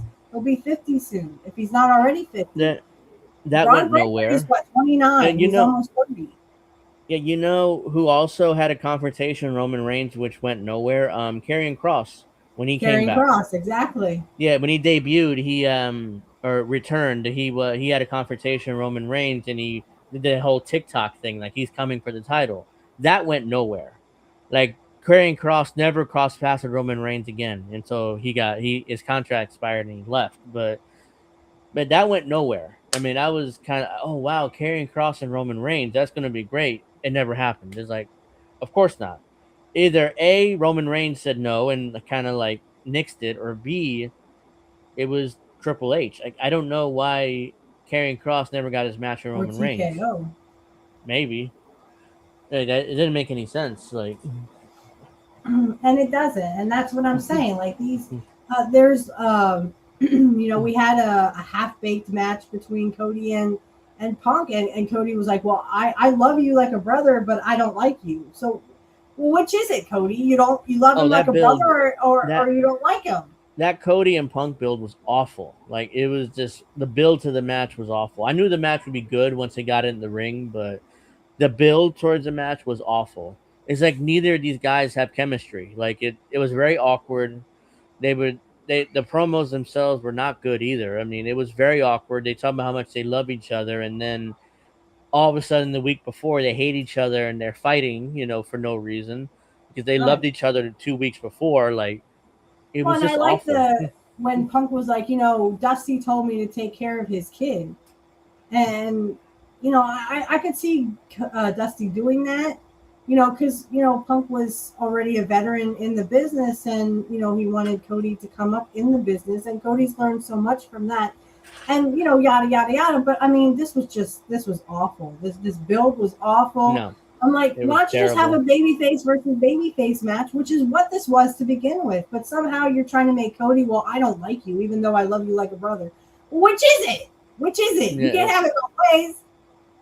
Yeah, the And build was turn awful. heel. Yeah, and Cody wasn't gonna flip heel anyway, so it was kind of pointless. And Randy Orton coming back, so now it's gonna be Orton and Cody, because I mismatched Cody and Orton's name, so And um, so, Corey. yeah, so now it's gonna be Cody and Randy, going for the next few months probably, which the matches will be good, but ultimately hopefully the build is better than what they did with Cody and Punk. And what I didn't like also was the Oba and Brock had their match and then immediately shook hands and now they're friends again. And Right. that makes This no is I'm the sense. past and this is the future. It's Yeah, like we already knew this. You didn't have to tell yeah, us a second time. that made And the no thing is, sense. they like to say, "Oh well, Brock Lesnar was from Minnesota." No, he wasn't. He just went to college in Minnesota. Yeah, That fucking pissed me off the most. I think about the whole thing. it's And they brought up Kurt's name. Oh, Kurt was so imminent in Brock Lesnar. He didn't train him. He worked out with him a couple of times. He just said he was going to be a big star, and that yeah, happened. Yes, Brock became a big star. But what everyone fails to realize is that Brock is not originally from Minnesota. He just went to college in yeah. Minnesota. He's He actually from went. South Dakota. Yeah, he went to the University of Minnesota. Was the NCAA heavyweight champion 2 or 3 times, Right. and that's it. He went to the And that's University of where Kurt Minnesota. saw him, and Kurt kind of worked out with him a couple of times. And if you ever saw the dark matches, I mean, Brock Lesnar was very green. Kurt had Yeah, to kind of carry him through that match, that dark yeah. match they had. So he was still new. He was still learning the ropes. And oh well, Kurt trained Corn- him. Look, Kurt didn't train him. no, no, Somebody else did. that was Jim Cornette and Danny Davis who trained him. It Yeah. wasn't Kurt, No. and it was Jim Cornette and Danny Davis and OVW who trained him. So that made the claim that Kurt trained him was not true. Uh, so let's see. Also, did you hear that story that Cornette threatened to shoot Brock Lesnar in OVW? Oh well, yeah, because he handled his wife Yeah. So inappropriately. Even though his Stacy wife told got him, "I just had uh, yeah, something done down there, and yeah, please don't and manhandle me," and he did it anyway. He he like did it squeezed him. anyway. Yeah. And Cornette, it's like Stacy was complaining. Oh, I told him not to do it. He did it anyways. He's like, oh, it was an accident. And then Jim Cornette was like, oh, well, if you fuck with my wife again, I'm gonna shoot you. I mean, Because he's not that's gonna fight pretty. Brock. He's not But gonna fight Brock Lesnar. So it's like I'm right. just gonna Well, shoot you. the thing is, I mean, if that was your wife, if your wife had gone to someone and said, "Please don't squeeze me. I did something down there," and he, please don't manhandle me or hurt me in any way, and he just does it anyway. Wouldn't you be pissed off if your Yeah, wife came to you and said he did it anyway? yeah. And Cornette threatened to shoot him, and Brock went to Danny Davis like, "Oh, Cornette threatened to shoot me." It's like, well, you fucked with his wife. What do you expect him to do? You're I'm lucky he didn't surprised he shoot didn't you. like fuck you up. Yeah, like Not that he could beat up Brock Lesnar. I'm not saying Jim yeah, Cornette could do that, but I mean, like, no, if that were your wife, trust me, you'd be fucking pissed. yeah. And he's like, he went to Danny Davis. He's like, Cornette threatened to shoot me. Kind of like telling, like squealing on him. It's like, what do you expect him to do? He's not gonna fight you. Don't fuck with his wife again. That's it. It's over. His wife told you, and good, if my man, if Brock did that to me, my man would fucking kill him too. Yeah, so Jim Cornette trained Lesnar, Cena, Orton, Shelton Benjamin. A lot of the top guys and top mid carders during like the 2000s were trained by Cornette and Danny Davis. So the only one left from that is Randy Orton. I think the rest of them are retired or gone from wrestling by now. Well, and they did mention, I think they mentioned, oh, well, Brock was really close to Kurt Hennig. I was like, not as close as you think. Not really. They I just mean, worked up a couple of times. And, I'm sure Brock was complaining because he doesn't like to travel. We all know that pretty well, that Brock Lesnar does not like to travel. And so Kurt said, well, then you don't want to be a lifer. You don't want to be in the wrestling business get out of wrestling. a long time. Get your money and get out, just like the Warrior did, like others did before him. And they took that completely out of context. But I'm sure that Brock thinks about Kurt all the time because he was a good mentor when it came to, advice. Because Kurt was a great person outside, yes. Especially when it came to understanding wrestling. So he was around Kurt Hennig, he's around Jim Cornette, so he knows the business. I mean, he does. So there's really, especially when he put over Obafemi Strong, like he's the next like beast of WWE. So because I'm going to be gone. So yeah, I didn't like that either. Roman and Seth did the same thing. Like right after the match, they're like friends again, and they did the little shield bump, the shield or whatever thing. the fuck that. Oh god, can we stop with the fucking shield? That was what 10, 20 years ago. That was like 15 years ago. Yeah, when they debuted. Christ, leave it go. Initially, the Shield debuted as CM Punk's lackeys because CM Punk was the heel WWE champion, and they debuted as his lackeys initially. And that didn't kind of last long. And then they became Triple H and Stephanie's lackeys later on. So eventually they turned babyface on them. So, well, and here's the thing, like they were talking. They can't even say John Moxley's name. No, they said, "Oh, it's just his partner." Remnants of, I don't even know if they said Dean Ambrose.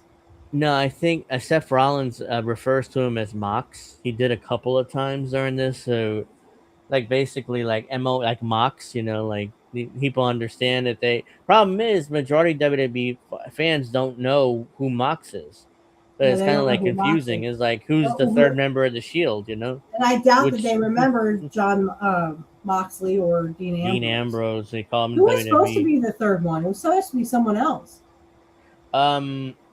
Initially, the way CM Punk tells a story about the Shield, it was his idea. It's supposed to be Seth Rollins, Moxley, or Dean Ambrose, and a wrestler named Chris Hero, which was in NXT at the time, which was another one of CM Punk's friends and indie guys. Triple H saw Chris Hero, was like, nah, we're going to take him out and put in Roman Reigns instead. And that's how Roman Reigns ended up on the Shield, even though he wasn't supposed to be initially. And then Roman Reigns debuted, he was green. Like, you can tell he still kind of was confused and not really understanding what was going on. Like, they called him up to the main roster way too early. Yeah. Like, he spent years kind of being green as grass still. So, yeah, that's the story how the Shield came together. And eventually Moxley left for AEW, and he's never coming back to WWE, by the way. Wait till he pays him. Mountie thing, Mounties always get their man, and boy, Brian Danielson, I think was his name. Yeah, Brian Danielson, Daniel Bryan. Oh, he could not keep a straight face. He's just like, oh my god. Yeah. Because there was a big joke. Because the only other Mountie thing we had was like the Mountie was Jacques Rougeau. By the way, Rougeau, if we could just, are we done with SummerSlam? Because I want to talk about the Big Boss Man. Yeah. Okay. So I don't know how many of you guys watched the Big Boss Man's Dark Side of the Ring. I actually found myself almost in tears because of his daughter. At the end there, I did not know that and throughout I love how they showed the pictures of them. But there's a picture of Ray Traylor and Kurt Hennig. I did not know that they were close. I didn't know they were close friends.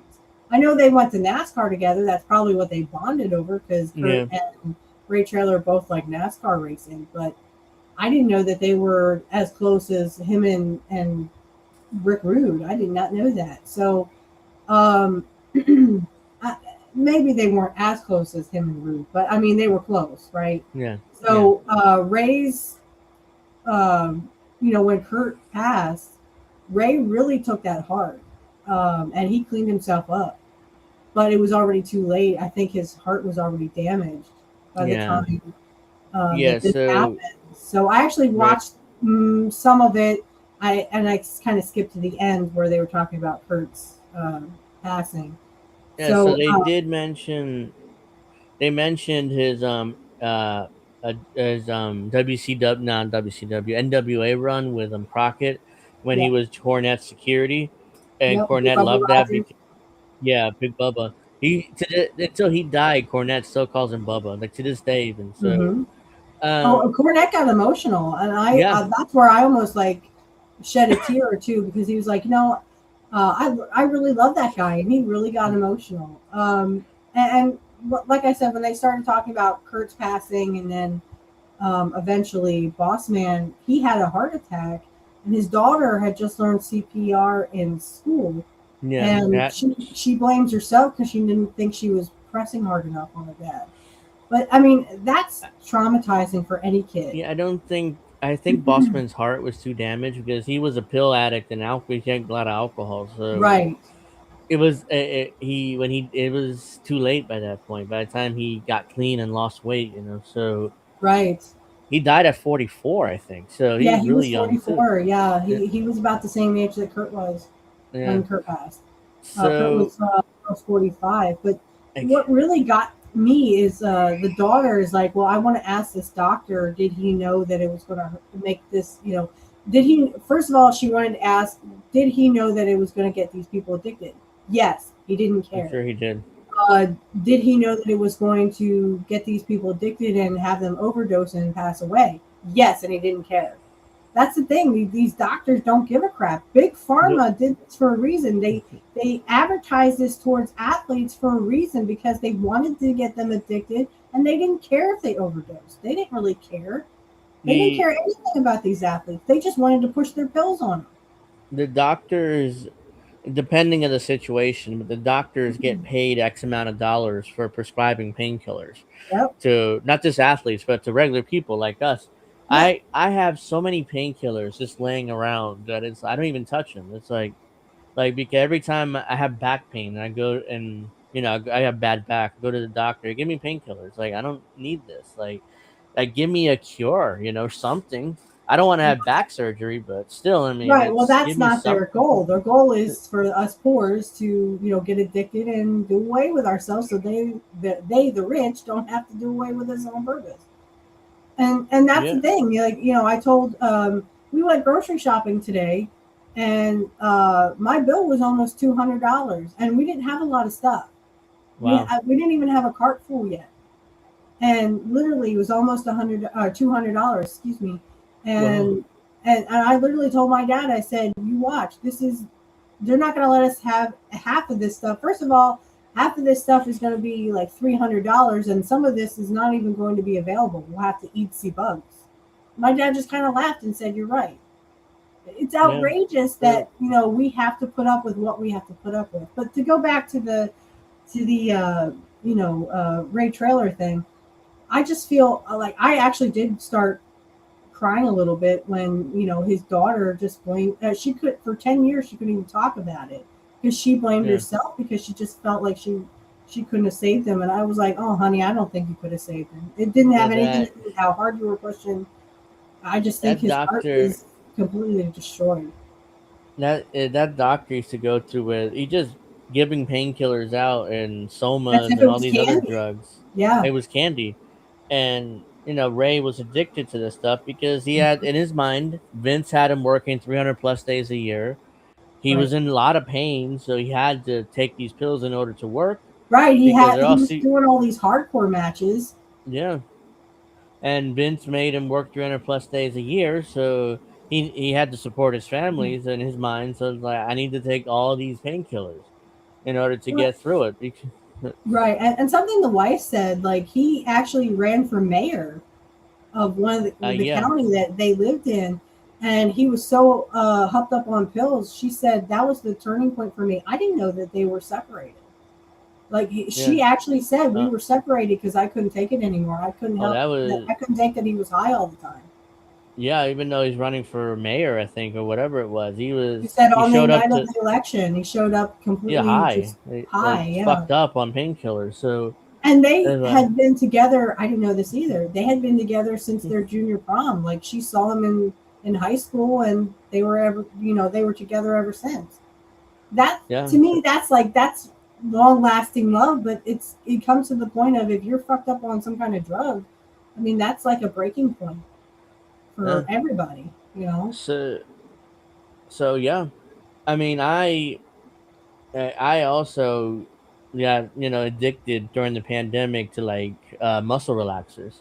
I mean, I happened to have like I just would take one, and eventually I had to take two, I had to take three, I had to take four in order to get the buzz. It was like it was getting bad, and then I'm like, what the hell am I doing? Why am I taking this shit? And I dumped it down the toilet, the rest of them. But eventually, I just stopped because I can control my addictions. Let's say, like, if I drink a lot of alcohol for a little, I stop for like a month or two, and then I go back to it.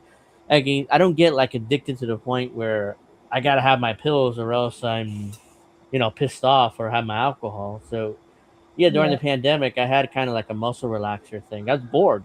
On top of that, I believed the propaganda. I thought I was gonna die. So it was like, what difference does it make? So I just started popping these muscle relaxers. And yeah, that's my pill addiction story. And I'm sorry that happened to you. That really shouldn't have happened to you.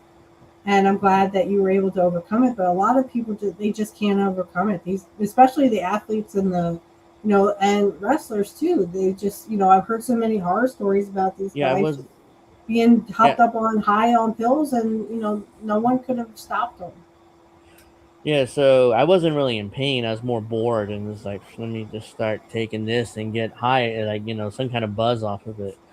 So that was really my thought process. So I thought I was gonna die. It was the pandemic and the beginning of the pandemic, and it was like, shit, man. The masks and the social distancing and all that bullshit was right in the thick of it when it happened. When it started taking those muscle relaxers. So yeah. So did you? So I saw the episode, Dark Side of the Ring, about the Renegade, the rip-off warrior WCW tried to push. Yeah, no, I didn't want to see. I want to see the Paul Orndorff, because I don't really think that was Right. dark side of the ring too much.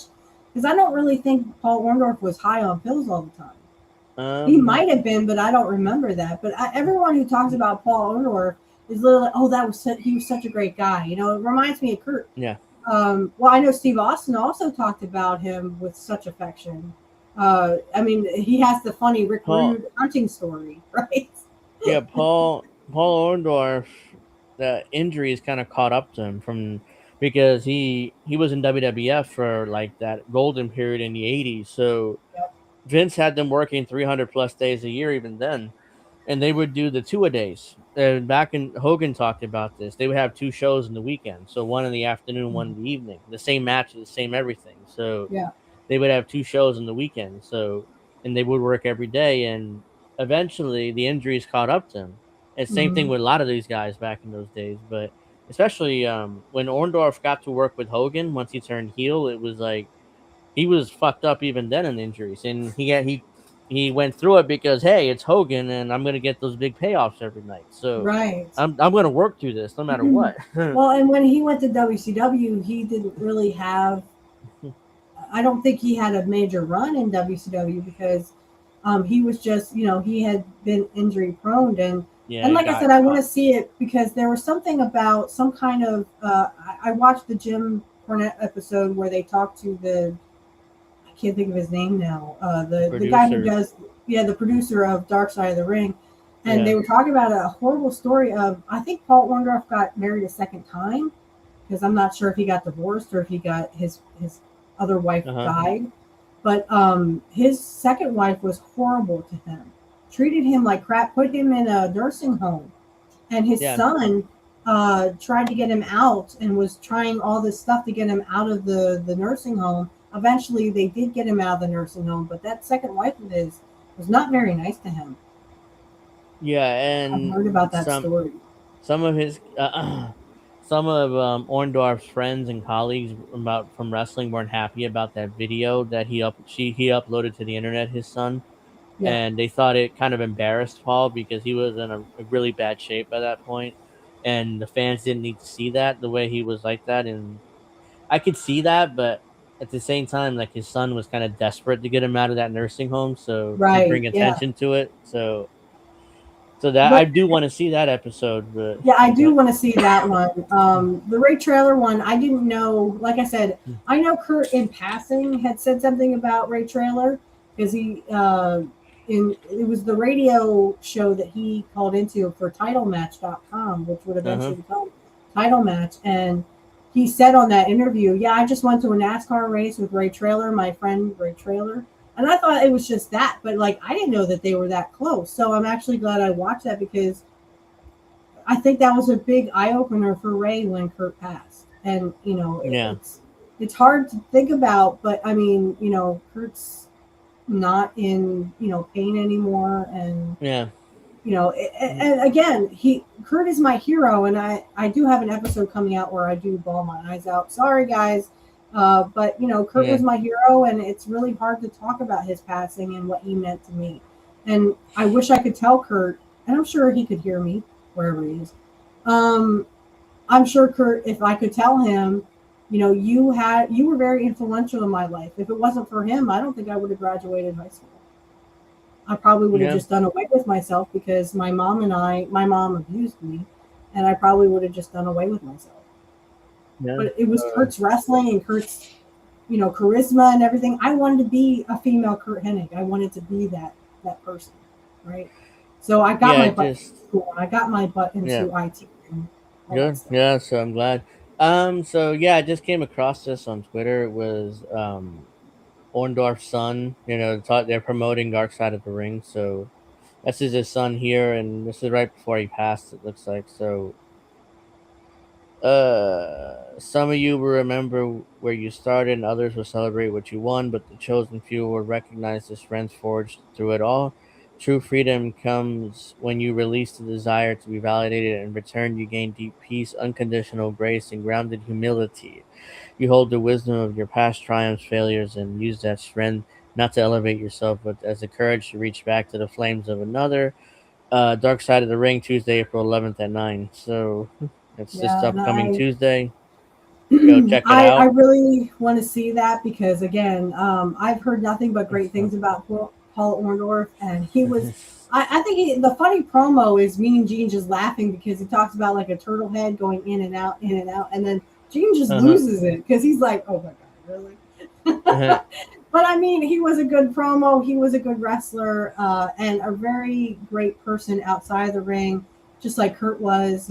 So I'm really interested in seeing the Paul Orndorff Dark Side of the Ring. Yeah, we'll look forward to that on Tuesday. So I guess we're gonna start wrapping this up. It's like 10 o'clock exactly. Yeah. So no pro wrestling talk next week. I mean, Witchy has a date with the beach, and Yep. and Sundays are quite busy for both of us, so it's kind of tough to do Sunday shows now. So I gotta tell Sunday Alex on that. my own show, so Yeah. So I gotta tell Alex that there's no show next week at all. So yeah, and then our next show should be, if everything goes right. Let me see, August 22nd, which is 2 weeks from now. yeah. My birthday's on the 31st, so I'm reaching that 40th birthday. In a couple Maybe the weeks. So 30th, or is it the 31st? the 31st, yeah. Oh, I My thought it was the birthday's 30th. in no, Oh it's the my 31st. So yeah, we'll be doing a show on the 22nd, the 29th, the 28th, and the 29th will most likely be like a celebration of my birthday. So those two, Angel in the afternoon, Angel and Friends, and Pro Wrestling Talk will be kind of celebrating, and we'll discuss on the 29th. I hope to have Dave, and discuss old wrestling, and like we did last year for my birthday. So that'd be fun. Yep. I'm not going to talk about modern wrestling on that episode because, I just, Such a bummer to I'm, talk about on your birthday, right? yeah. So, All right. Well, I gotta go. I gotta yeah. put my son to bed. So have a great week, Thank everyone, you. and we'll see you Peace back out. here in 2 weeks. Peace Yep. out. Have a nice weekend.